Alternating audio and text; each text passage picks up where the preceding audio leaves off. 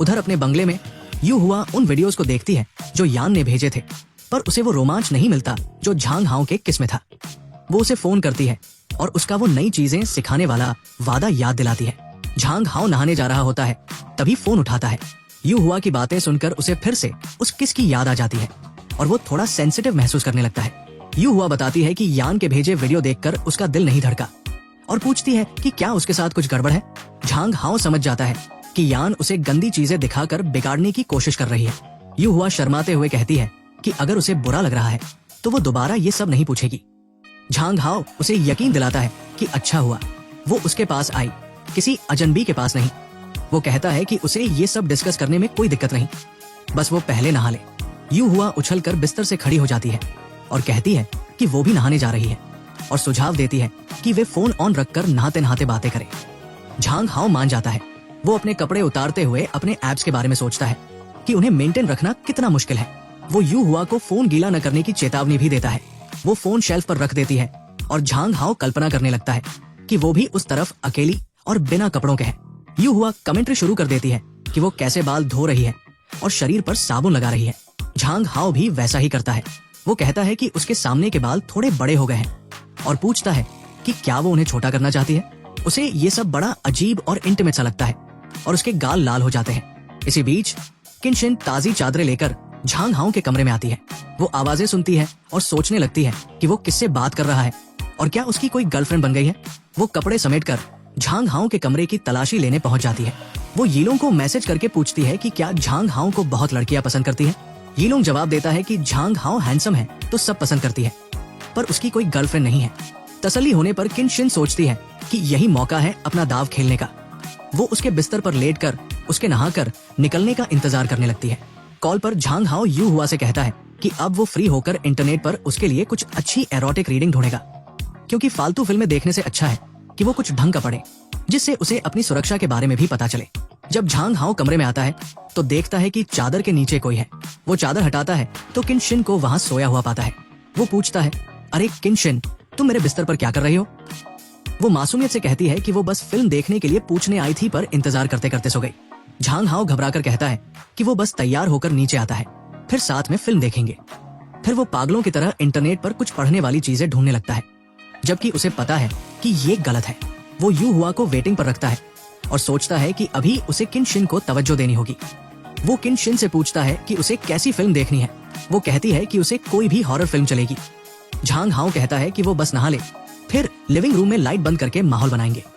वो सोचता है कि पुरानी दुनिया में तो डरावनी फिल्म देखते वक्त लड़कियां लड़कों के बाहों में छुप जाती थी, पर यहाँ तो मामला ही उल्टा है। यहाँ तो लड़कों को लड़कियों की बाहों में पनाह लेनी पड़ती है। खैर, उसे डर नहीं लगता तो वो बस इंतजार करता है, पर एक लड़की से प्रोटेक्शन लेने का ख्याल ही उसे शर्म से लाल कर देता है। थोड़ी देर में किनशिन नीचे आती है। उसने सिर्फ एक पुरानी टी शर्ट पहनी होती है। झांग हाओ उसे देखते ही पानी पानी हो जाता है। उसकी ये बोल्ड ड्रेस देखकर उसके होश उड़ जाते हैं। किनशिन उसकी हालत समझ जाती है और उसे छेड़ती है कि इतना शर्मा क्यों रहे हो और नजरें क्यों चुरा रहे हो। झांग हाओ बहाना बनाता है कि उसे बस गर्मी लग रही है, पर अंदर से उसकी फटी पड़ी है। वो डरा हुआ है कि अगर किनशिन और करीब आए तो क्या होगा। किनशिन जानती है कि उसका झांग हाओ पर क्या जादू चल रहा है, पर वो उसे ज्यादा परेशान नहीं करना चाहती। उसका असली प्लान तो फिल्म के दौरान झांग हाओ को अपनी बाहों में भरने का है। फिल्म शुरू होती है और झांग हाओ को बिल्कुल डर नहीं लगता, लेकिन किनशिन सचमुच डर जाती है और झांग हाओ का हाथ पकड़कर कांपने लगती है। झांग हाओ मुस्कुराता है और पूछता है, क्या तुम्हें डर लग रहा है। किनशिन पूछती है कि क्या वो उसे कमजोर समझ रहा है, क्योंकि वो तो बिल्कुल नहीं डर रहा, जबकि उसकी पूरी बॉडी कांप रही है। वो शर्मिंदा नहीं होना चाहती थी, पर डर पर उसका काबू नहीं था। झांग हाओ उसे दिलासा देता है कि भूतों से डर लगना तो बिल्कुल नॉर्मल बात है और उसे इसे बोझ नहीं समझना चाहिए। झांग हाओ ने बड़े प्यार से कहा कि वो उसका सहारा बनने के लिए हमेशा तैयार है। किनशिन झांग हाओ की इस शराफत और मासूमियत पर फिदा हो गई और उसने उसे सबके सामने गले लगा लिया। झांग हाओ का दिल धक धक करने लगा, क्योंकि वो उसके बहुत करीब बैठी थी और उसे उसकी महक मदहोश कर रही थी। उसने खुद को समझाया कि बेटा, काबू में रहे और अपनी सोच को भटकने से रोका। अचानक उसे अपने पापा की डांट याद आ गई और वो थोड़ा पीछे हट गया। किनशिन को लगा कि शायद कुछ गड़बड़ है, पर झांग हाओ ने बड़ी चतुराई से बात बदल दी। जब फिल्म खत्म हुई तो झांग हाओ सोने के लिए उठने लगा, पर किनशिन ने उसका हाथ पकड़ लिया और कहा कि उन्हें साथ में ऊपर चलना चाहिए। झांग हाओ को पहली बार किनशिन के साथ इतनी नजदीकी महसूस करके बड़ी खुशी और गर्व महसूस हो रहा था। जब वे किनशिन के कमरे के बाहर पहुंचे तो वो अंदर नहीं गई। झांग हाओ ने पूछा कि क्या हुआ, तो उसने शर्माते हुए कहा कि आज उसे अकेले सोने में डर लग रहा है। झांग हाओ थोड़ा झिझका। उसे लगा कि एक ही बिस्तर पर सोने से शायद उसकी नींद उड़ जाएगी, पर वो उसे मना नहीं कर पाया। उसका मासूम और घबराया हुआ चेहरा देखकर वो मान गया। बिस्तर पर लेटे हुए झांग हाओ जागता रहा, जबकि किनशिन उसे बता रही थी कि उसने एक परछाई देखी थी जिससे वो डर गई थी। झांग हाओ ने उसे दिलासा दिया कि पगली, तू कभी भी मुझे अपना डर बता सकती है, इसमें शर्माने वाली क्या बात है। किनशिन को बहुत सुरक्षित महसूस हुआ और उसने झांग हाओ के कंधे पर सिर टिकाकर उसे गले लगा लिया। झांग हाओ को बड़ा अच्छा लग रहा था, पर उसका छोटा मेंबर कुछ ज्यादा ही जोश में आ गया था, जिसे काबू करना मुश्किल हो रहा था। अगली सुबह जब किनशिन उठी तो वो बहुत तरोताजा महसूस कर रही थी। उसने सोचा कि झांग हाओ की बाहों में सोना कितना सुकून भरा था। उसने मन ही मन सोचा कि अगर कल रात एक किस हो जाता तो सोने पे सुहागा हो जाता। पर जब उसने झांग हाओ को देखा तो वो बिल्कुल मम्मी जैसा दिख रहा था। वो घबरा गई कि कहीं रात में उसे कुछ हो तो नहीं गया, क्योंकि वो बहुत थका हुआ लग रहा था। झांग हाओ ने उसे यकीन दिलाया कि वो ठीक है। किनशिन ने उसे फिर गले लगाया और उसका सिर अपने सीने से लगा लिया। झांग हाओ मन ही मन थोड़ा चिढ़ा हुआ था, क्योंकि किनशिन रात भर उससे ऐसे चिपकी रही कि वो एक पल के लिए सो नहीं पाया। किनशिन ने उसकी झुंझलाहट ताड़ ली और बोली कि अगर ऐसी बात है तो आगे से हम कोई डरावनी फिल्म नहीं देखेंगे। उसने ये भी कहा कि कल रात की भरपाई के लिए वो उसके लिए नाश्ता बनाएगी। झांग हाओ ने कहा कि अब उसे फ्रेश होना चाहिए और एक ठंडे पानी से नहाना पड़ेगा। भले ही कल रात कुछ हुआ नहीं था, फिर भी उसे बड़ा अजीब और खाली खाली महसूस हो रहा था। बाद में ब्रश करते वक्त उसे यी लोंग के मैसेज आए, जिसमें झांग हाओ के स्टिकर्स थे। उसे लगा कि यी लोंग हद पार कर रहा है। उसने कसम खाई कि वो इस बच्चे जैसी हरकत करने वाले यी लोंग को मजा चखाएगा और अपनी इज्जत वापस पाएगा। जब झांग हाओ नीचे गया तो किनशिन तैयार होकर काम पर जाने वाली थी। उसने उसे स्कूल के लिए ऑल द बेस्ट कहा। झांग हाओ ने पूछा कि वो फोन में क्या देख रही है। किनशिन ने बताया कि वो अपनी सहेली से बात कर रही थी और उसे झांग हाओ का एक स्टिकर मिला। झांग हाओ सक्का गया और बोला कि इस यी लोंग के पास और कोई कामधाम नहीं है क्या। उसने कहा कि वो ये स्टिकर्स इस्तेमाल न करे, क्योंकि वो फालतू की चर्चा नहीं चाहता। किनशिन ने वादा तो कर दिया, पर मन ही मन वो नहीं चाहती थी कि झांग हाओ की ये खूबसूरती दुनिया देखे। पर उसने ये बात इतनी धीरे कही कि झांग हाओ सुन न सका। खैर, झांग हाओ स्कूल पहुंच गया। वहां उसने गौर किया कि बहुत से लोग उसी के बारे में बात कर रहे हैं। सब उसे उन स्टिकर्स की वजह से पहचान रहे थे जो इंटरनेट पर वायरल हो गए थे। झांग हाओ समझ गया कि बिना कुछ किए ही वो फिर से सेलिब्रिटी बन गया है। एक लड़की तो उसके पास आकर फ्लर्ट करने लगी और ऑटोग्राफ मांगने लगी, पर झांग हाओ ये कहकर निकल गया कि उसे क्लास के लिए देर हो रही है। क्लास में घुसते ही वो यी लोंग पर बरस पड़ा। उसने कहा, आज तो मैं तुझे कच्चा चबा जाऊंगा। पर यी लोंग को कोई फर्क नहीं पड़ा। वो बड़े मजे से बोला कि अरे भाई, अभी तो और भी फोटो है, कहो तो कुछ और स्टिकर्स बना दूं। झांग हाओ ने उसे घूर कर देखा और कहा कि सारे डिलीट कर, मुझ जैसे सख्त लौंडे की ऐसी फोटो इंटरनेट पर शोभा नहीं देती। तभी यू हुआ वहां आ गई। उसने पूछा कि क्या झांग हाओ परेशान है। झांग हाओ ने उसे यकीन दिलाया कि सब ठीक है, पर उसने गौर किया कि उसके बाल अब छोटे हैं। यू हुआ ने बताया कि झांग हाओ ने पिछली बार कमेंट किया था, इसलिए उसने बाल कटवा लिए। झांग हाओ को उसके नए बाल पसंद आए। उसने सोचा कि ये कितनी आज्ञाकारी है, जो भी कहो चुपचाप मान लेती है। फिर यू हुआ ने फुसफुसाते हुए कहा कि वो उसे अपने एक नए सीक्रेट ठिकाने पर ले जाएगी, जहां बड़ा मजा आएगा। स्कूल की पुरानी बिल्डिंग में यू हुआ उसे ले गई, पर वहां पहुंचते ही उन्हें एहसास हुआ कि वे अकेले नहीं हैं।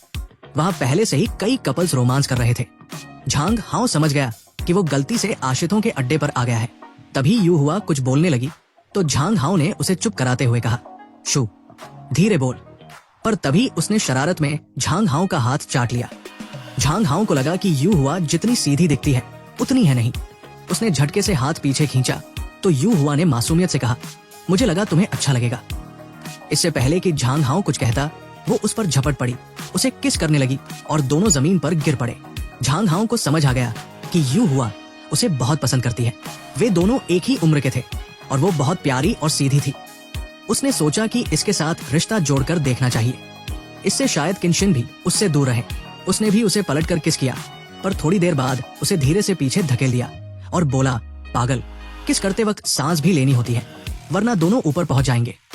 यू हुआ ने कहा कि वो अभी सीख रही है और अगली बार ध्यान रखेगी। झांग हाओ ने उसे याद दिलाया कि क्लास के लिए देर हो रही है। वापस जाते वक्त उसने यू हुआ का हाथ पकड़ लिया। वो रास्ते भर सोचता रहा कि क्या उसे इसके साथ सीरियस होना चाहिए या नहीं। वो किनशिन की मैच्योर खूबसूरती और यू हुआ की मासूमियत के बीच बुरी तरह फंस गया था। उसे फैसला करना नामुमकिन लग रहा था, जैसे उसकी दुनिया ही खत्म होने वाली हो। उधर हांगकांग के हेडक्वार्टर में नैन को उसके असिस्टेंट ने अपडेट दिया। झांग हाओ की चोरी छुपे फोटो खींची गई थी और उसके स्टिकर्स इंटरनेट पर आग की तरह फैल रहे थे। वो बिना कुछ किए फिर से इंटरनेशनल सेलिब्रिटी बन गया था। नैन ने सोचा कि जिस मर्द पर उसकी नजर है उसका मशहूर होना बुरा नहीं है, पर वो उसकी फोटो ऐसे सरेआम बिकते नहीं देखना चाहती थी। वो उसे लेकर बहुत पजेसिव थी और उसे डर था कि इससे झांग हाओ की आम जिंदगी खराब हो सकती है। उसने अपने असिस्टेंट को आदेश दिया कि इंटरनेट से उसकी सारी फोटो हटवाई जाए। असिस्टेंट ने कहा कि फोटो वायरल हो चुकी है और लोगों ने उन्हें डाउनलोड कर लिया है, इसलिए पूरी तरह मिटाना मुश्किल है। नैन ने उसे ऐसी खौफनाक नजरों से देखा कि असिस्टेंट दुम दबाकर काम पर भाग गया। नैन ने इंटरनेट पर देखा कि कैसे लड़कियां झांग हाओ की फोटो पर ठरकी कमेंट्स कर रही थी, जिससे उसे बड़ी जलन हुई। शुक्र था कि फोटो पुरानी थी, कोई नई फोटो लीक नहीं हुई थी। पर उसे एहसास हुआ कि इस चक्कर में उसका काम से ध्यान भटक रहा है। फाइलों का ढेर लगा था, पर वो दिन भर झांग हाओ के ख्यालों में खोई रही। वो समझ गई कि झांग हाओ सिर्फ उसकी पसंद नहीं, बल्कि उसका प्रतिद्वंद्वी भी है और फिलहाल इस जंग में झांग हाओ जीत रहा है। अचानक उसे उस किस की याद आ गई और उसे महसूस हुआ कि उसके होंठ कितने नरम थे। उसने खुद को रोका, क्योंकि उसे दिमाग से काम लेना था। अभी उसकी नजर सिर्फ एक ही मर्द पर थी और वो झांग हाओ को अपना बनाकर ही दम लेने वाली थी। झांग हाओ घर वापस जा रहा था जब उसने देखा कि घर के बाहर एक आलीशान कार खड़ी है। जैसा कि अंदाजा था, अंदर नैन बैठी थी, पर झांग हाओ उसे देखकर खुश नहीं था। उसने पूछा, तुम यहाँ क्या कर रही हो? उसने याद दिलाया कि पिछली बार तय हुआ था कि वे एक दूसरे को भूल जाएंगे, इसलिए वो उसे परेशान न करे। नैन ने जवाब दिया कि अगर ये दुनिया परफेक्ट होती तो मैं वादा निभाती, पर अगर मेरा खुद पर काबू ही न रहे तो। झांग हाओ ने बहस की कि तुम इतनी अमीर हो, बिजनेस संभालती हो, मार्शल आर्ट्स जानती हो, तो क्या तुम अपनी भावनाओं पर काबू नहीं पा सकती? नैन ने उसे बीच में ही टोक दिया और कहा कि तुम्हारी फोटो पूरे इंटरनेट पर छाई हुई है। उसने कहा कि उसके लिए झांग हाओ को नजरअंदाज करना नामुमकिन है और उसे ये देखकर गुस्सा आता है कि दूसरी औरतें उसके बारे में गंदी बातें लिख रही है। फिर उसने झांग हाओ को करीब खींचा और फुसफुसाते हुए कहा कि जिस मर्द पर मेरी नजर पड़ जाए वो इतनी आसानी से बचकर नहीं जा सकता। झांग हाओ समझ गया कि वो आग से खेल रहा है, क्योंकि अगर उसकी बहन को पता चला कि वो किसी और औरत के साथ है तो वो बवाल खड़ा कर देगी। उसने जाने की कोशिश की, पर नैन ने किसी तरह उसे कार में बिठा ही लिया। झांग हाओ मुंह फुलाकर शिकायत करने लगा कि मुझे तुम जैसी जिद्दी और कंट्रोलिंग लड़कियों की बात नहीं सुननी चाहिए, मुझे तो सीधी सादी लड़कियां पसंद है। झांग हाओ उसके साथ थक जाता था, क्योंकि उसे उसकी हर छोटी आदत का ध्यान रखना पड़ता था। पर नैन गुस्सा होने के बजाय मुस्कुराने लगी और उसे झांग हाओ की पसंद पर हंसी आ गई। उसने सिगरेट सुलगाई और चिढ़ाते हुए कहा कि शायद तुम्हारी दुनिया में औरतें वैसी होती होंगी, पर हमारी दुनिया में ऐसा नहीं है। झांग हाओ को लगा कि कहीं उसकी पोल न खुल जाए। नैन ने कहा कि वे मामूली औरतें मेरा मुकाबला नहीं कर सकती, मेरे पास पैसा, रुतबा और हुनर सब है, मैं तुम्हारा पूरा खर्चा उठा सकती हूँ और इसमें कोई बुराई नहीं कि तुम घर संभालो और मैं पूरी दुनिया। झांग हाओ थोड़ा सक्का गया, क्योंकि बिना काम किए ऐश करने का ख्याल तो बड़ा लुभावना था, पर वो झांसे में नहीं आया। उसने कहा कि उसके पास और भी विकल्प है, पर नैन ने उसके गाल खींचते हुए अपनी दबंगई दिखाई और पूछा कि उस लड़की का नाम बताओ जिसे तुम पसंद करते हो। उसने यहाँ तक पूछ लिया कि क्या वो यू हुआ है, क्योंकि नैन को पता था कि यू हुआ वैसी लड़की नहीं है जैसा झांग हाओ पसंद करता है। झांग हाओ ने उसे चेतावनी दी कि वो यू हुआ को बीच में न लाए, पर साथ ही उसने नरमी से बात की, जिससे नैन को लगा कि वो वाकई उसे पसंद करता है। झांग हाओ घबरा गया कि कहीं उसकी पोल न खुल जाए और उसने उसे शांत होने को कहा। जब उसने उसे प्यार से किसी नाम से पुकारा तो नैन शर्मा गई। झांग हाओ ने बात को हल्का करने की कोशिश की कि दोस्त तो ऐसे नाम इस्तेमाल करते ही हैं, पर नैन फिर भी सक्काई हुई थी। फिर झांग हाओ ने कहा कि उन्हें कुछ खाना चाहिए, पर उसे अब घर जाना होगा। जाते जाते वो सोच रहा था कि क्या नैन हर रोज उसका पीछा करेगी। अचानक एक हुड पहने आदमी झांग हाओ के पास आया और बोला कि वो किनशिन का दोस्त है और क्या झांग हाओ उसकी तरफ से अपनी बहन को एक तोहफा दे देगा। झांग हाओ ने उसे गौर से देखा और उसे याद आया, ये वही आदमी था जिसने किनशिन को गंदी फोटो भेजी थी। झांग हाओ ने साफ कह दिया कि उसने वो सारी फोटो देख ली है। उसने अपना परिचय दिया और चेतावनी दी, अगर मेरी बहन को परेशान किया तो मुझसे बुरा कोई नहीं होगा। झांग हाओ ने धमकी दी कि अगर वो दोबारा घर के बाहर दिखा तो वो पुलिस को बुला लेगा। ये सुनकर वो आदमी गुस्से में बड़बड़ाने लगा। उसे लगा कि झांग हाओ तो बस एक बच्चा है जिसे डराना आसान है। उसे यकीन था कि वो किनशिन को अपने प्यार में फंसा ही लेगा।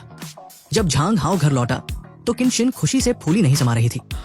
उसने कहा कि मम्मी पापा घर पर नहीं है, इसलिए वो बाहर से फास्ट फूड ले आई है और आज वे मजे से डिनर करेंगे। वे बर्गर और फ्राइज खाते हुए एक दूसरे के साथ का आनंद लेने लगे। पर झांग हाओ सोच रहा था कि किनशिन जैसी खूबसूरत लड़की के सामने खुद पर काबू रखना कितना मुश्किल है। उसे शक था कि क्या वो ये सब जानबूझकर करती है। तभी किनशिन अचानक चुप हो गई और उदास दिखने लगी।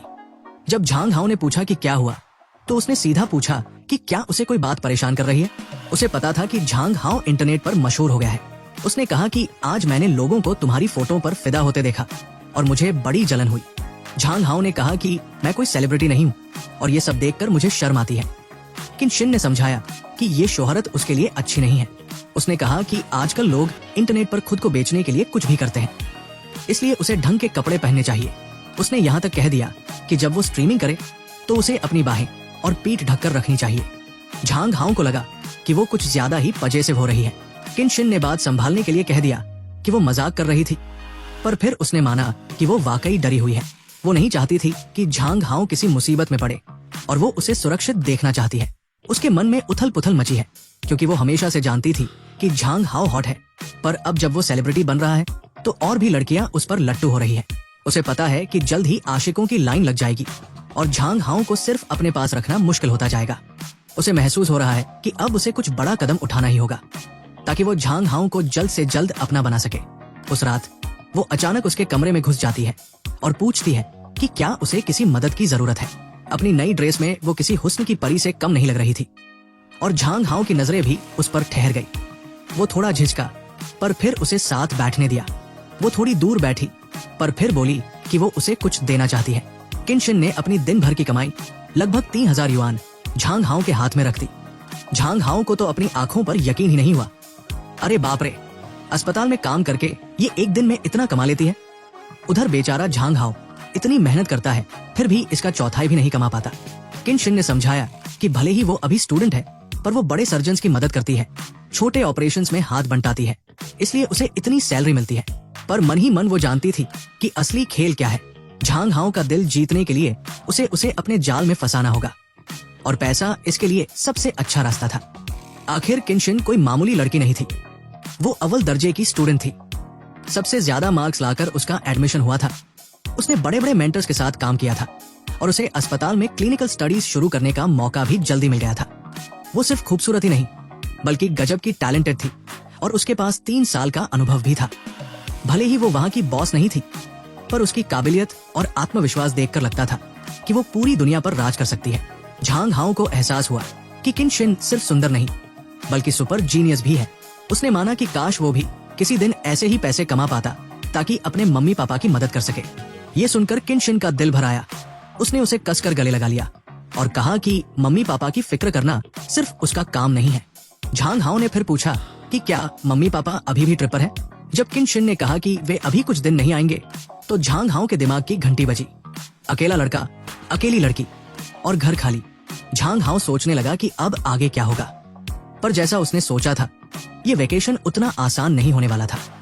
किनशिन के साथ अकेले रहना और अपनी भावनाओं पर काबू पाना उसके लिए इतना मुश्किल हो गया कि अक्सर उसकी नाक से खून आने लगता और वो किसी चीज पर ध्यान नहीं दे पाता। खुद को साफ करने के बाद वो कपड़े बदलकर कमरे में आया। किनशिन ने ये सब नोटिस किया और उससे इस बारे में पूछा भी। फिर उसने उससे कहा कि वो पजामा पहन ले ताकि जल्दी सो सके। झांग हाओ इतना चिढ़ा हुआ था कि कुछ बोल नहीं पाया, पर उसकी ये झुंझाहट देखकर किनशिन मन ही मन मुस्कुरा रही थी। उसे लगा कि अपनी इच्छाओं से लड़ता हुआ झांग हाओ कितना क्यूट लग रहा है। वो झांग हाओ के बिस्तर पर बहुत कम कपड़ों में बैठी थी और झांग हाओ को एक बात समझ आई। भले ही वे हर वक्त साथ रहते हैं, पर किनशिन कभी भी उसके साथ वक्त बिताने या उसे निहारने से थकती नहीं है। तभी उसने देखा कि वो उसे फिर से घूर रही है और किनशिन ने इसे अगले मौके की तरह इस्तेमाल किया। उसने कहा कि दिन भर कंप्यूटर चलाने से उसके कंधे अकड़ गए हैं और क्या वो उसे थोड़ा मसाज दे सकता है। झांग हाओ जानता था कि ये एक जाल है, फिर भी वो खुद को रोक नहीं पाया। वो उसकी पीठ सहलाने लगा और किनशिन उसके हाथों की नरमी की तारीफ करने लगी। फिर उसने झांग हाओ को बाहर घुमाने का ऑफर दिया, क्योंकि वो बहुत अच्छा बच्चा बनकर रहा था। ये सुनकर झांग हाओ का चेहरा खिल उठा क्योंकि वो आज तक किनशिन के साथ अकेले बाहर नहीं गया था। किनशिन भी मुस्कुराई और बोली कि ये हमारी पहली डेट होगी। झांग हाओ को एहसास हुआ कि किनशिन के साथ मामला उसकी उम्मीद से कहीं ज्यादा तेजी से आगे बढ़ रहा है। जल्द ही रात के 11 बज गए और झांग हाओ ने कहा कि अब सोने का वक्त हो गया है। किनशिन मान गई और अपने कमरे में जाने लगी, पर अंदर ही अंदर वो खुद पर चिल्ला रही थी, क्योंकि वो तो झांग हाओ के साथ और वक्त बिताना चाहती थी, खासकर उसके कमरे में। पर वो जल्दबाजी करके अपना खेल खराब नहीं करना चाहती थी। झांग हाओ ने उसके जाते ही चैन की सांस ली। फिर भी वो वीकेंड पर उसके साथ बाहर जाने का बेसब्री से इंतजार करने लगा। अचानक उसके फोन की घंटी बजी और बिना देखे ही वो समझ गया कि ये नैन का फोन है। झांग हाओ बड़बड़ाया, अरे भाई, कोई बॉयफ्रेंड ढूंढ ले और अपनी लाइफ जी, मुझे क्यों परेशान कर रही है? पर नैन ने बड़े शांत भाव से जवाब दिया कि उसके पास लाइफ तो है, पर जहां तक बॉयफ्रेंड की बात है, उसे मर्द पसंद नहीं है। फिर भी उसने जिद की कि झांग हाओ उससे बात करता रहे। उसने बताया कि जब से वो बड़ी हुई है, वो ऐसे मर्दों से घिरी रही है जो सिर्फ उसके परिवार के पैसे और ताकत के भूखे थे। उसने कई लालची मर्दों को समाज के ऊंचे मुकाम तक पहुंचते देखा, जो बाद में सिर्फ उसकी माँ के रसूख पर पलने वाले पैरासाइट्स निकले। उन यादों ने उसे मर्दों से नफरत करने पर मजबूर कर दिया था। पर झांग हाओ अलग था। बचपन से नैन ने सिर्फ काम किया और खुद को कंपनी के लिए समर्पित कर दिया। बस बीच में कुछ समय वो आर्मी में रही। इस वजह से उसे कभी मर्दों के बारे में, उन्हें रिझाने के बारे में या उन्हें खुश रखने के बारे में कुछ पता ही नहीं चला। पर उसे एक बात पक्की पता थी, उसके पास डेडिकेशन है और झांग हाओ का दिल जीतने के लिए वो कुछ भी कर सकती है। नैन ने झांग हाओ से कहा, अगर तुम्हें चांद तारे चाहिए तो मैं वो भी ला दूंगी। उसने रॉकेट साइंस में काफी पैसा लगाया था, तो उसके लिए ये नामुमकिन नहीं था। झांग हाओ ने उसकी बात को मजाक में उड़ाते हुए कहा कि मुझे तारे नहीं चाहिए, बस तुम मुझे दिन भर परेशान करना बंद करो। पर उसकी बातें झांग हाओ के दिमाग में घर कर गई। वो उसके बारे में सोचना बंद नहीं कर पाया। खैर, एक बात तो साफ थी कि अब उसे नैन से डर नहीं लगता था।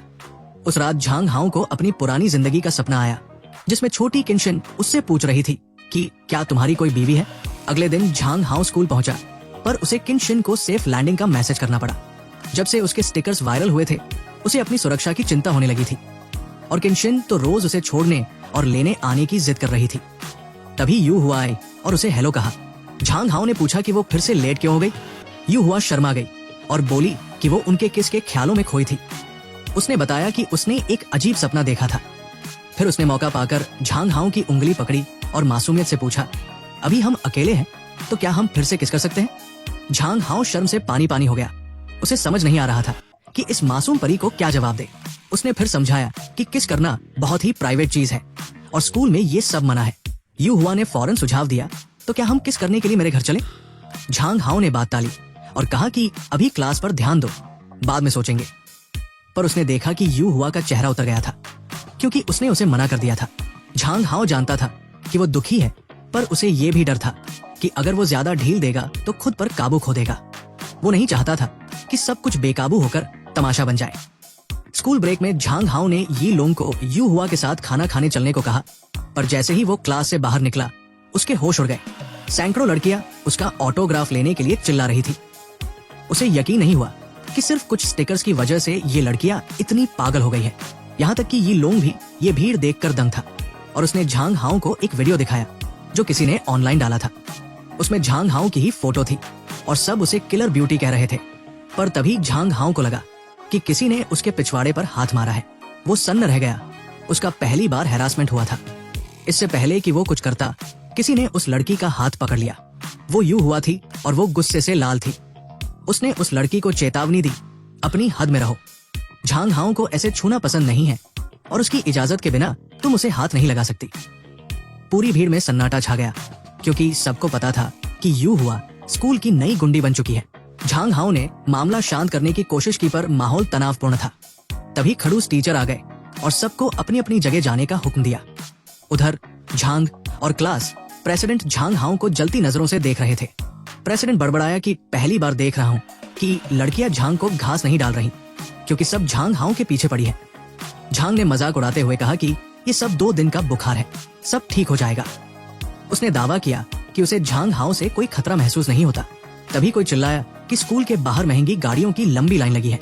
अफवाह फैल गई कि कोई बहुत अमीर लड़की अपने बॉयफ्रेंड को लेने आई है। ये सुनकर झांग के चेहरे पर जलन साफ दिखने लगी। वो बार बार खुद को दिलासा देने लगा, कोई बात नहीं, हैंडसम तो मैं भी हूँ। उधर स्कूल के गेट के बाहर वो अफवाह एकदम सच साबित हुई। नैन अपनी चमकती हुई लग्जरी कार में झांग हाओ के स्कूल के बाहर खड़ी इंतजार कर रही थी। वहां तमाशबीनों का मेला लग गया। सब ये देखना चाहते थे कि आखिर वो खुशकिस्मत मजनू कौन है जिसे लेने ये रईस जादी आई है। बेचारा ई लोंग तो उन गाड़ियों के काफिले को फटी आंखों से देखता ही रह गया। झांग हाओ ने बात टालने की कोशिश की और बोला, अरे छोड़ो यार, चलो कुछ खाने चलते हैं। वो इस फालतू के तमाशे और रातों रात इंटरनेट सनसनी बनने से तंग आ चुका था। अपनी पिछली लाइफ में उसे कभी अपनी बॉडी दिखाना पसंद नहीं था और यहाँ देखो, बिना किसी कोशिश के ही वो सेलिब्रिटी बन गया। तभी उसके फोन की घंटी बजी। नैन का फोन था। झांग हाओ ने थकी हुई आवाज में फोन उठाया और पूछा, क्या तुम्हारा स्कूल आना जरूरी था? पर नैन ने बस इतना कहा, चलो बाहर आओ, साथ में लंच करेंगे। झांग हाओ ने दूर से ही उसकी गाड़ी देख ली और साफ मना कर दिया कि उसका दोस्तों के साथ पहले से ही प्लान है। नैन मुस्कुराई और बोली, मुझे पता था तुम पहले ना ही बोलोगे, इसीलिए मैं पूरी तैयारी के साथ आई हूँ। वो कार से बाहर निकली और जैसे ही उसने चुटकी बजाई, उसके नौकरों ने उसे घेर लिया।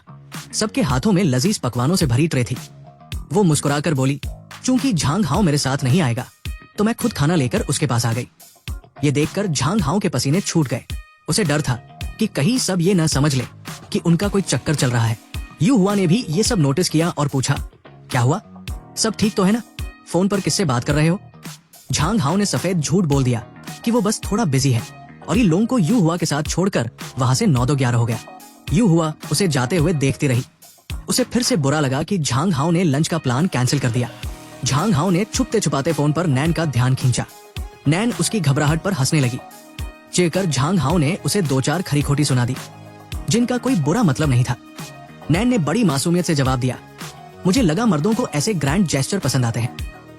आखिरकार झांग हाओ मिलने को तैयार हो गया, पर उसने शर्त रखी कि वो अपने इस पूरे लश्कर को वापस भेजे। उसने उसे साइड वाले दरवाजे पर इंतजार करने को कहा ताकि और तमाशा न हो। उसने धमकी भी दी कि अगर हमारे बारे में एक भी अफवाह उड़ी तो फिर कभी मेरी सूरत मत देखना। नैन ने मजे लेते हुए फोन काट दिया। उसे झांग हाओ गुस्से में और भी क्यूट लग रहा था। उसने फिर से चुटकी बजाई और सारा तामझाम समेटकर वहां से निकलने का हुक्म दिया। थोड़ी ही देर में वो भेष बदलकर साइड वाले गेट पर खड़ी थी। झांग हाओ वहां पहुंचा और पूछा, सच में खाना खाना है क्या? नैन ने कहा, हाँ, मुझे तुम्हारे साथ लंच करना है। झांग हाओ बोला, ठीक है, फिर आज मेरी पसंद की जगह चलेंगे और जैसा मैं कहूंगा वैसा ही करना होगा। नैन मान गई। कुछ ही देर में वे एक लोकल रेडिप्ट्री वाले बाजार के सामने थे। नैन वहां की खाने की दुकानों को बड़ी हिकारत भरी नजरों से देख रही थी। झांग हाओ ने उसे जाल में फंसाते हुए कहा, भाई, मुझे तो ये जगह पसंद है, अगर तुम्हें यहाँ नहीं खाना तो तुम जाने के लिए आजाद हो। अंदर ही अंदर झांग हाओ उम्मीद कर रहा था कि वो सच में चली जाए, पर नैन भी पक्की खिलाड़ी थी। वो उसके साथ ढाबे के अंदर चली गई। उसने एक बार पूरी जगह को ऊपर से नीचे तक देखा, फिर अपना क्रेडिट कार्ड काउंटर पर रखा और मालिक से बोली, मुझे ये पूरी दुकान खरीदनी है। झांग हाओ के मुंह से पानी ही निकल गया।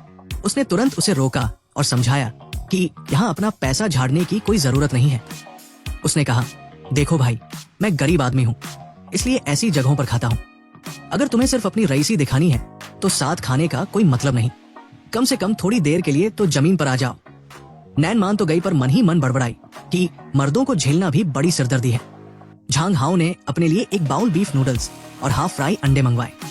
नैन मेन्यू देखने लगी और हैरान थी कि खाना इतना सस्ता कैसे हो सकता है। उसे लगा पक्का ये सड़ा हुआ माल होगा।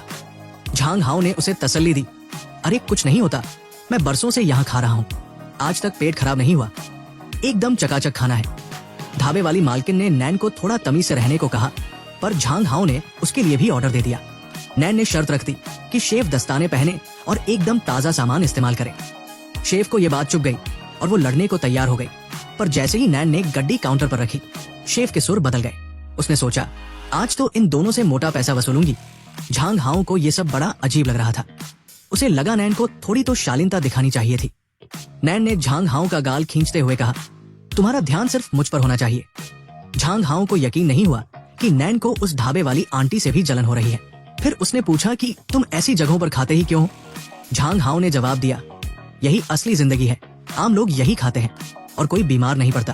तुम्हारी दुनिया की रईसी यहाँ फिट नहीं बैठती। हम दोनों का मेल ही अलग है। तभी शेफ पूरे साफ सुथरे तामझाम के साथ वापस आई। नैन मुस्कुराई और बोली, मुझे ऐसी जगह खाने में कोई दिक्कत नहीं है, मैं आर्मी में रही हूँ और जंग के मैदान में इससे भी बदतर खाना खाया है। मुझे तो बस तुम्हारे लिए बुरा लगता है। ये सुनकर झांग हाओ का ध्यान उसकी तरफ गया। नैन ने समझाया कि वो नहीं चाहती कि वो ऐसी गंदी और बिना पोषण वाली जगहों पर खाए। झांग हाओ सोचने लगा कि ये अचानक इतनी केयरिंग कैसे हो गई, पर फिर उसने ख्याल झटक दिया। थोड़ी देर बाद नैन ने अचानक पूछा, तुम इतना अच्छा किस कैसे कर लेते हो? क्या दूसरी लड़कियों के साथ प्रैक्टिस की है? झांग हाओ ने अपना सूप ही बाहर थूक दिया। वो दंग था कि कोई खाते वक्त ऐसी बातें कैसे कर सकता है। नैन ने बड़े प्यार से धमकी दी, अगर मुझे पता चला कि तुम्हारा किसी और के साथ चक्कर है तो फिर मेरा असली रूप देखोगे। उस रात झांग हाओ अभी भी नैन के साथ हुई बातों के बारे में सोच रहा था। वो यी लोंग के साथ बैठा था जो लिपस्टिक के बारे में बकबक कर रहा था। थके हुए झांग हाओ ने घर जाने की बात की, पर यी लोंग उसे मजा खराब करने वाला कहने लगा और उसे अपनी छोटी बहन सोफी के साथ खेलने को कहा। झांग हाओ को सोफी अच्छी तरह याद थी, वही चिपकू लड़की जो उसका पैर ही नहीं छोड़ती थी। जब वे सोफी के कमरे में पहुंचे तो झांग हाओ ने उसकी एक नोटबुक उठाई और उसे देखते ही उसके होश उड़ गए। वो एक कॉमिक बुक थी जिसमें सोफी ने झांग हाओ और खुद को ऐसी ऐसी स्थितियों में इमेजिन किया था जो बच्चों के लिए बिल्कुल नहीं थी। झांग हाओ समझ गया कि ये छोटी बच्ची उसके बारे में क्या क्या सपने देख रही है। उसने सोफी से पूछा, ये सब क्या है? तुमने ये सब क्यों बनाया? सोफी ने तुरंत झूठ बोल दिया कि ये तो मेरी सहेली ने बनाया है और नाम मेरा लगा दिया। वो मगरमच्छ के आंसू बहाने लगी। झांग हाओ ने उसे शांत किया और पूछा, सच बताओ, क्योंकि तुम्हारे कंप्यूटर पर मैंने 500 GB से ज्यादा का मसालेदार माल देखा है जहां से तुमने ये सब सीखा होगा। चोरी पकड़ी गई तो सोफी फूट फूट कर रोने लगी और बोली, आप मेरे लिए बहुत ज्यादा स्मार्ट है। झांग हाओ ने उसे समझाया कि ये सब बड़ों की बातें हैं और उसे अभी पढ़ाई पर ध्यान देना चाहिए। उसने उसे एक डील दी, अगर तुम अपनी ये गंदी आदतें सुधारोगी और अच्छे नंबर लाओगी तो मैं तुम्हारी कोई भी एक मुराद पूरी कर दूंगा। सोफी ने वादा लिया और झांग हाओ मान गया, हालांकि उसे झूठा वादा करने पर थोड़ा बुरा लग रहा था। तभी किनशिन का फोन आया। उसने पूछा कि क्या वो अभी भी दोस्त के घर है और उसे घर ले जाने के लिए गाड़ी भेजने की बात कही। झांग हाओ ने कहा वो खुद आ जाएगा। किनशिन अपनी लैब में थी। उसकी सहेलियों ने उसे वीकेंड पर बाहर चलने को कहा ताकि कुछ हैंडसम लड़के मिल सके, पर किनशिन ने मना कर दिया। उसने कहा, मेरे पास पहले से ही एक बहुत ही खूबसूरत लड़का है और शनिवार को वैंडी प्लाजा में हमारी डेट है। उसकी सहेलियां हैरान रह गई और चटखारे लेने लगी। उन्हें नहीं पता था कि किनशिन का एक स्टॉकर ये सब सुन रहा था। उसे लगा जैसे उसके साथ गद्दारी हुई है। घर पहुंचकर किनशिन ने भाई को आवाज दी, पर कोई जवाब नहीं मिला। उसे लगा वो लाइव स्ट्रीमिंग कर रहा होगा। उधर झांग हाओ की हालत खराब थी। बहुत सारी लड़कियां उसे इंटरनेट पर परेशान कर रही थी। वे कह रही थी कि वो बिल्कुल उस इमोजी वाले लड़के जैसा दिखता है जो वायरल हुआ है। झांग हाओ मना करता रहा, पर लड़कियां नहीं मानी। तभी किनशिन कमरे में आई। उसने कंप्यूटर बंद किया और झांग हाओ को आड़े हाथों लिया। उसने बड़ी डरावनी आवाज में उसे स्ट्रीमिंग बंद करने की चेतावनी दी। अगले दिन झांग हाओ किनशिन के कल के बर्ताव के बारे में ही सोच रहा था। वो बहुत गुस्से में थी और उसका हाथ इतनी जोर से भींचा था कि झांग हाओ को दर्द होने लगा। वो लगभग रोते हुए बोली थी, अगर तुम मशहूर हो गए तो सब जान जाएंगे कि तुम कौन हो। मैं नहीं चाहती तुम मशहूर हो, क्योंकि मैं हमेशा तुम्हारे पास नहीं रहूंगी, तुम्हें इन स्टॉकर्स और खतरनाक औरतों से बचाने के लिए। उसकी आवाज में एक डर था कि कहीं कोई और झांग हाओ को उससे ज्यादा प्यार न करने लगे। झांग हाओ ने उसे संभाला और वादा किया कि वो उसे कभी नहीं भूलेगा। उसे लग रहा था कि किनशिन अब कुछ ज्यादा ही पजेसिव और शक करने वाली सास जैसी बनती जा रही है।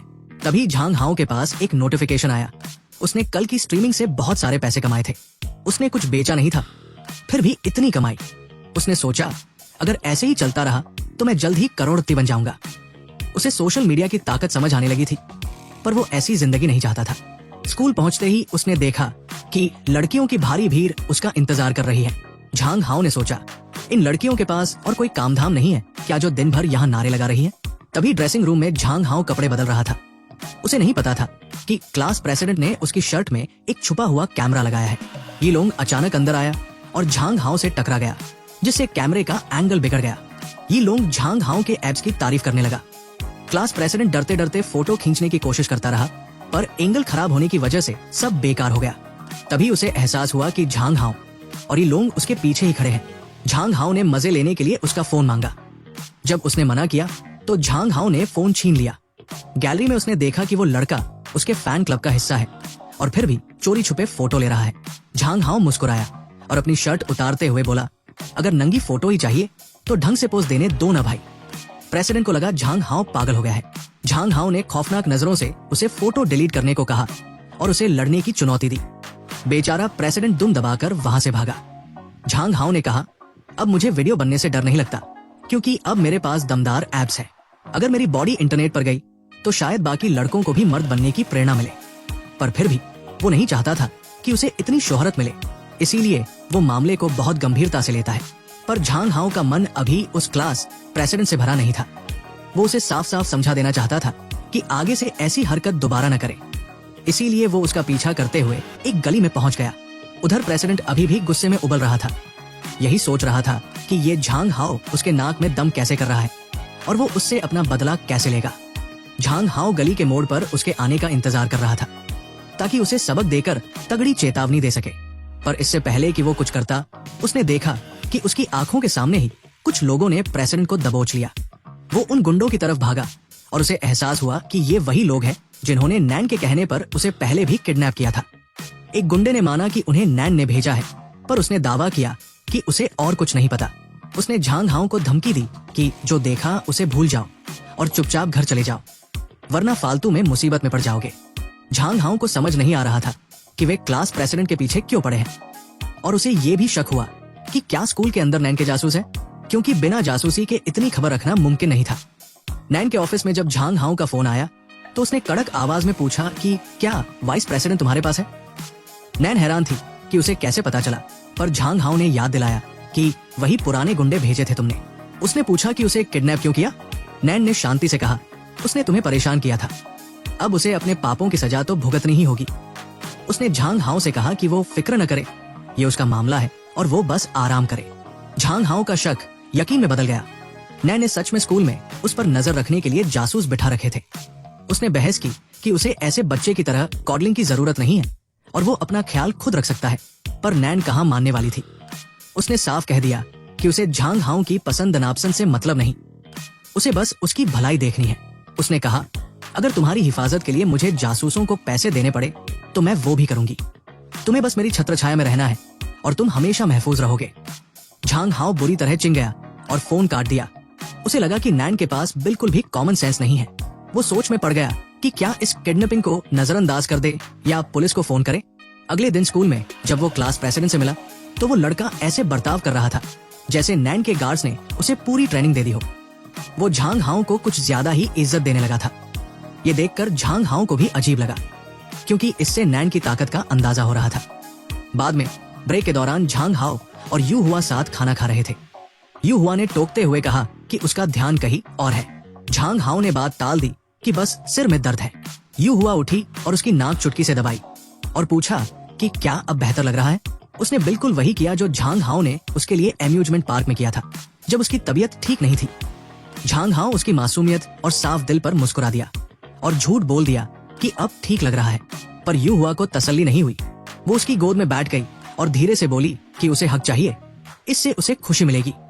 झांग हाओ के गाल लाल पड़ गए। उसे महसूस हुआ कि वो दोनों इस वक्त कितने परफेक्ट लग रहे हैं। उसे एहसास हुआ कि वो भी यही चाहता है और साथ बैठे हुए उसे वो प्यार महसूस हुआ जिससे वो इनकार नहीं कर सकता था। उसने सोचा कि भले ही उसने किनशिन और नैन को गले लगाया हो, पर यू हुआ के साथ उसे एक अलग ही सुकून मिलता है। शायद इसलिए क्योंकि किनशिन तो परिवार जैसी है और वो उसके बारे में वैसा सोच भी नहीं सकता। दूसरी तरफ नैन बहुत डोमिनेंट और अनप्रेडिक्टेबल है, जिससे झांग हाओ को डर लगता था। पर यू हुआ के साथ सब कुछ बहुत शांति भरा था।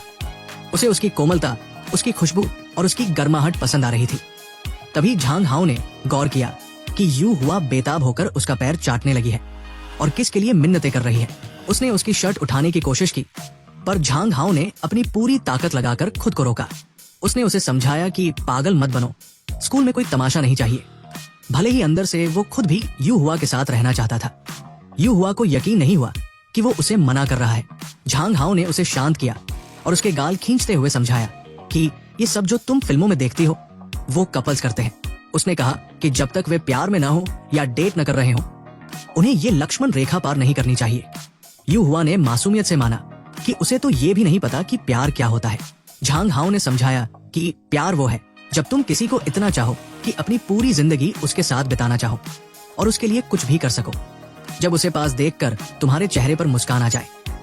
उसे लगा कि ये सब उसके लिए बहुत पेचीदा हो जाएगा, तो उसने संक्षेप में कहा प्यार मतलब एक दूसरे के प्रति सच्चा होना।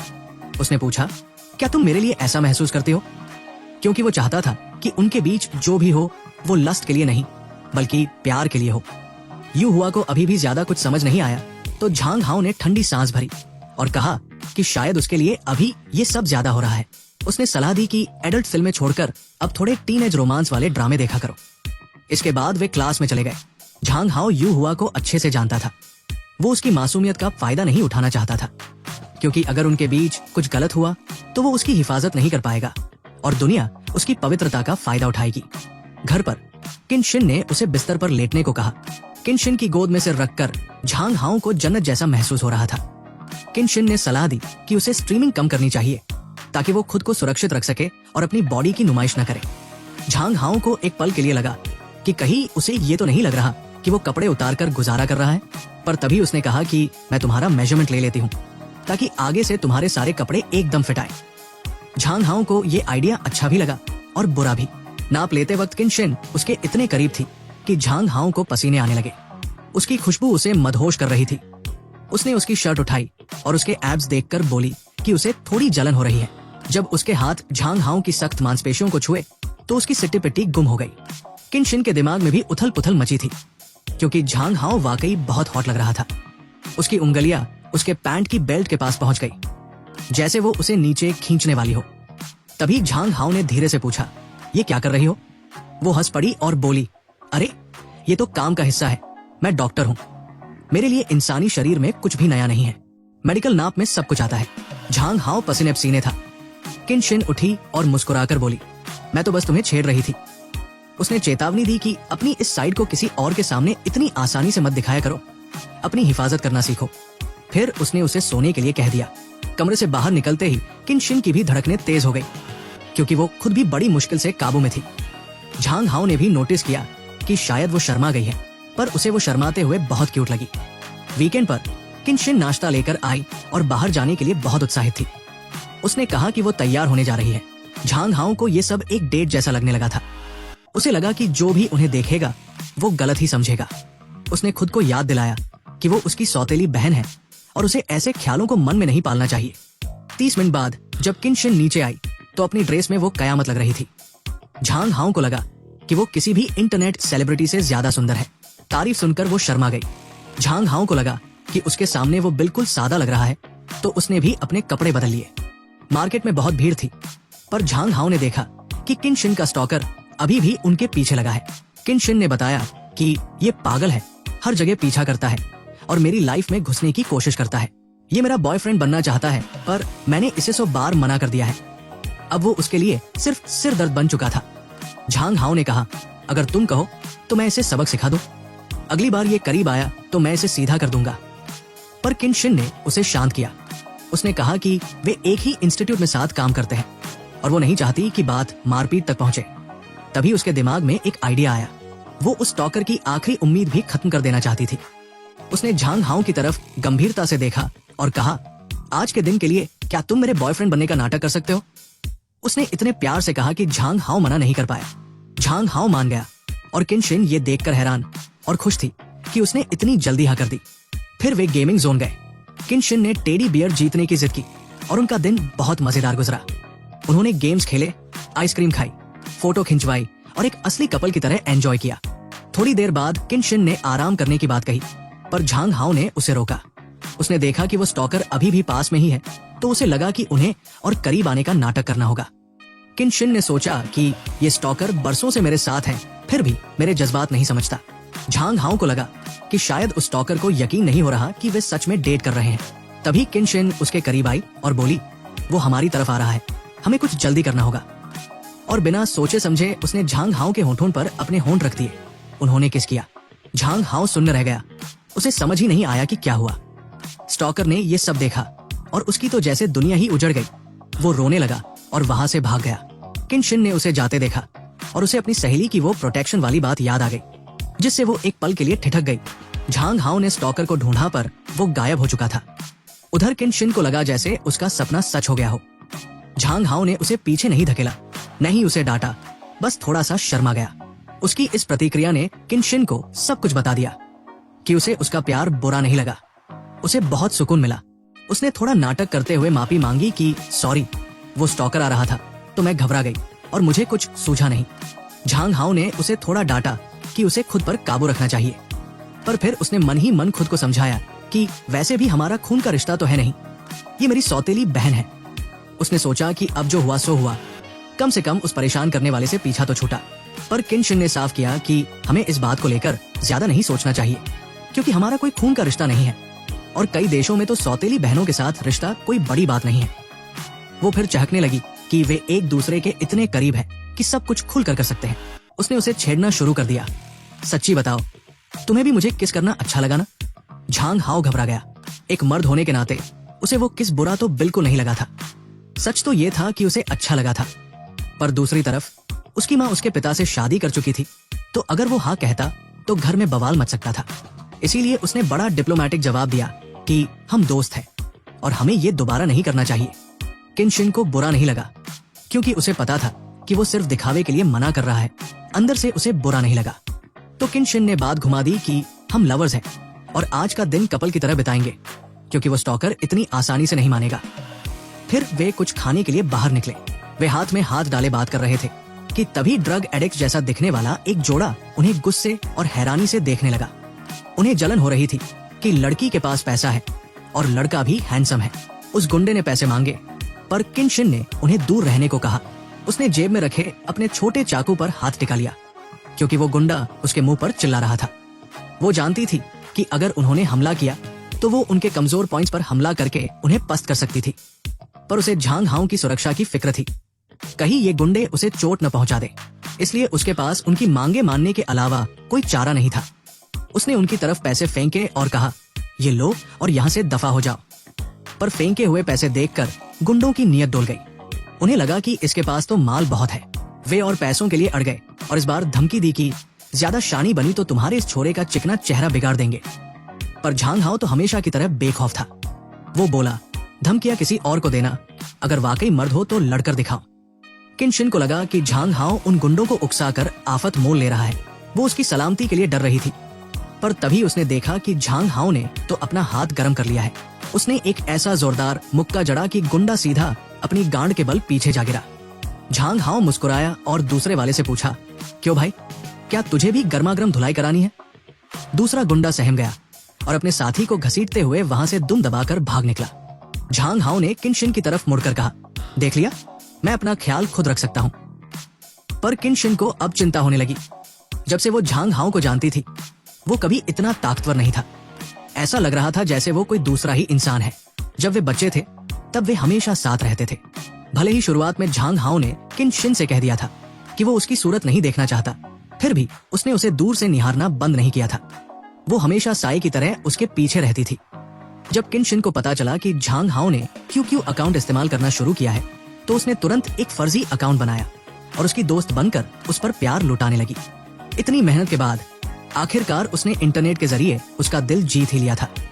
पर अब इतना काफी नहीं था। किन शिन ने गौर किया कि झांग हाओ काफी समय से उस अकाउंट पर ऑनलाइन नहीं आया है। वो अब न तो अपने मम्मी पापा की बात करता है, नहीं किन शिन के नॉवेल की। उसने चैटिंग कम कर दी है और मार्शल आर्ट्स में भी घुस गया है। किन शिन को लगा कि शायद ये बड़े होने का असर है या फिर उसके साथ कुछ बुरा हुआ है। वो इन्हीं ख्यालों में थी कि झांग हाओ ने उसे टोक दिया। किन शिन ने बात घुमा दी और उसे आराम करने और नहाने के लिए भेज दिया। जैसे ही वो नहाने गया, किन शिन चुपके से उसके कमरे में घुसी और उसका कंप्यूटर खोल लिया। वो कोई ऐसा सबूत ढूंढना चाहती थी जिससे पता चल सके कि झांग हाओ के बर्ताव में ये अचानक बदलाव क्यों आया है। तभी उसकी नजर उस नॉवेल पर पड़ी जो उसने लिखा था, पर किन शिन को कभी बताया नहीं था। उधर झांग हाओ शॉवर के नीचे सोच रहा था कि काफी दिन हो गए नॉवेल अपडेट किए, आज रात उस पर काम करना ही पड़ेगा। दूसरी तरफ किन शिन तेजी से उन चैप्टर्स को पढ़ रही थी। वो उलझन में थी कि झांग हाओ ऐसी कहानी क्यों लिखेगा। तभी झांग हाओ कमरे में आने ही वाला था, पर शुक्र है कि किन शिन पहले ही निकल गई। झांग हाओ लिखने के मूड में था, इसलिए वो बैठ गया। उसने देखा कि फाइल का आइकन खुला हुआ है। उसे याद नहीं आ रहा था कि उसने इसे खोला था या नहीं, पर उसने ज्यादा शक नहीं किया। तभी किन शिन ने दरवाजा खटखटाया और उसे दूध का गिलास दिया ताकि उसका दिमाग शांत रहे। उसने अचानक पूछ लिया, वैसे तुम किस तरह की कहानी लिख रहे हो? झांग हाओ फौरन सतर्क हो गया और बात टालने लगा। उसे एहसास हुआ कि किन शिन ने उसके बदले हुए बर्ताव को भांप लिया है। उसे लगा कि किनशिन का ये सब पढ़ना ठीक नहीं होगा, पर किनशिन कहाँ मानने वाली थी। उसने पूछा, क्या कुछ बहुत ज्यादा मसालेदार लिख रहे हो जो मुझे नहीं पढ़ना चाहिए? ये तो अजीब था, क्योंकि उनके बीच कोई राज नहीं था। किनशिन ने कबूल किया कि उसे वो थोड़ा अजीब लगने लगा है, क्योंकि उसने मार्शल आर्ट शुरू कर दिया है और उसका व्यवहार भी बदल गया है। झांग हाओ ने हैरानी से पूछा, क्या हम वाकई बचपन से एक दूसरे को जानते हैं? किनशिन ने बताया कि वे बचपन में एक ही किंडरगार्टन में जाते थे। उसकी आवाज धीमी हो गई और उसने उदास होकर कहा, बुरा लगता है कि तुम्हें मैं याद भी नहीं हूँ। झांग हाओ घबराकर बात संभालने लगा। उसे समझ आया कि इसी पुराने रिश्ते की वजह से वो शुरुआत में उसके साथ इतनी सख्त थी। उसे लगा कि किनशिन को लग रहा होगा कि वो उसे भूल गया है और ये बात उसे दुखी कर रही है, पर वो उसे सच नहीं बता सकता था कि ब्लड मून की वजह से उसका पुनर्जन्म हुआ है। अगर वो ये सब बताता तो मामला और उलझ जाता। आखिर वो तकनीकी रूप से उसके असली सौतेले भाई की जगह ले चुका था। इसलिए झांग हाओ ने अपने तरीके से सच बोलने का फैसला किया। उसने कहा, कभी कभी मुझे एक छोटी बच्ची के सपने आते हैं जिसकी आंखों में डर और दिल में घबराहट होती है। स्कूल में लोग मुझे परेशान करते हैं और हर बार मुझे महसूस होता है कि मुझे खुद को बचाने के लिए मजबूत बनना होगा। इसीलिए मैंने मार्शल आर्ट सीखा। उसने आगे कहा, सच तो यह है कि उन गुंडों का सामना करने की हिम्मत मुझे सिर्फ इसलिए मिली क्योंकि तुम मेरे साथ थी। तुम्हारी मौजूदगी ने मुझे ताकत दी, क्योंकि मैं जानता हूं कि तुम मुझे कुछ नहीं होने दोगी। उसकी ये बातें किनशिन के दिल को छू गई। बिना सोचे समझे उसने उसे कसकर गले लगा लिया और वादा किया कि जब तक मैं जिंदा हूं कोई तुम्हें हाथ भी नहीं लगा पाएगा। पर झांग हाओ के दिमाग में ये उसकी एक चाल थी। वो जानता था कि अपनी थोड़ी सी कमजोरी दिखाने से उसका दिल मोम की तरह पिघल जाता है। किनशिन को कोई शक नहीं हुआ। वो उसे बड़े प्यार और दया से देख रही थी। उसे लगा कि उसके प्यारे भाई ने बचपन की कड़वी यादों को शायद डर या दर्द की वजह से मन में कहीं दफन कर दिया है। उसने मन ही मन कसम खाई कि वो उसे दुनिया की हर खुशी देगी। तभी अचानक उसका मूड बदल गया। उसने कहा, लेकिन तुमने खुद को खतरे में डाला, इसलिए मैं तुम्हें सजा दूंगी। इससे पहले कि झांग हाओ कुछ समझ पाता, उसने उसकी शर्ट उठाई और उसे इतनी गुदगुदी की कि वो हंसते हंसते लोटपोट हो गया और उसकी आंखों में आंसू आ गए। जब वे रुके तो दोनों की सांसें फूली हुई थी और वे बिस्तर पर साथ लेटे थे। किनशिन ने उसे बड़े प्यार से देखा और गुजारिश की, आइंदा मुझे ऐसे मत डराना। उसकी नजरें उसकी गर्दन पर टिकी थी और वो उसके करीब आने लगी। उसने याद दिलाया कि हमारी डेट का वादा अभी खत्म नहीं हुआ है, हम अभी भी लवर्स हैं। झांग हाओ की तो जैसे सांस अटक गई।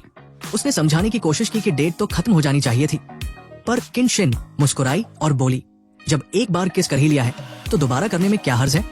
झांग हाओ सन्न रह गया। उसे एहसास हुआ कि उसका सबसे बड़ा डर सच हो रहा है। किनशिन के दिल में उसके लिए प्यार उम्मीद से कहीं ज्यादा गहरा है। वे एक दूसरे के इतने करीब थे कि बस कुछ ही इंच की दूरी थी। तभी अचानक झांग हाओ के पापा की आवाज घर में गूंजी, हम घर आ गए। किनशिन घबराकर उछल पड़ी। वो हकलाते हुए बोली, अरे मम्मी पापा तो कल आने वाले थे। झांग हाओ को भी थोड़ा अफसोस हुआ, पर वे तुरंत एक दूसरे से दूर हो गए। जब वो कमरे से बाहर भागने लगी तो झांग हाओ ने कहा, मुंह ढक कर जाओ, शर्म से तुम्हारा चेहरा टमाटर जैसा लाल हो रहा है। वो सिर हिलाकर गायब हो गई। सच तो ये था कि झांग हाओ की माँ उसे बचपन में ही छोड़ गई थी और उसके पापा काम में इतने डूबे रहते थे कि वो अक्सर अकेला रहता था। इसीलिए उसे डेकेयर भेजा गया था और वही उस किंडरगार्टन में उसकी मुलाकात उस अकेली लड़की से हुई थी, जो और कोई नहीं किनशिन थी। भले ही तब किनशिन उसे अजीब नजरों से देखती थी, पर जब छोटे झांग हाओ ने उसे अपने दोस्तों के साथ खेलने के लिए बुलाया था तो वो उसे इग्नोर करके चली गई थी। बेचारा बच्चा तब समझ ही नहीं पाया था कि क्या हुआ। अब बरसों बाद वो ये सब सोचकर शर्मा रही थी, क्योंकि उसका प्लान काम कर गया था। झांग हाओ ने उसे ठुकराया नहीं था, जिसका मतलब था कि शायद वो भी उसे पसंद करता है। ये सोचकर ही वो 7वें आसमान पर थी, क्योंकि उसे उस लड़के से बेपनाह मोहब्बत हो गई थी। दूसरी तरफ झांग हाओ को भी समझ आ गया था कि किनशिन उससे प्यार करती है और अगर उस वक्त पापा घर न आते तो शायद वे सारी हदें पार कर देते। उसे पता था कि किनशिन दयालु है, समझदार है और भरोसेमंद है, और गहराई में वो भी जानता था कि वो उसे पसंद करता है, क्योंकि जब भी वो पास होती है उसके दिल की धड़कनें तेज हो जाती है। इसका बस एक ही मतलब था, वे प्यार में थे। पर फिर वो थोड़ा परेशान भी हुआ कि पहले तो मैं ऐसी लड़की के सपने देखता था और अब जब हम प्यार में हैं तो ये समाज हमारे रिश्ते को कैसे देखेगा।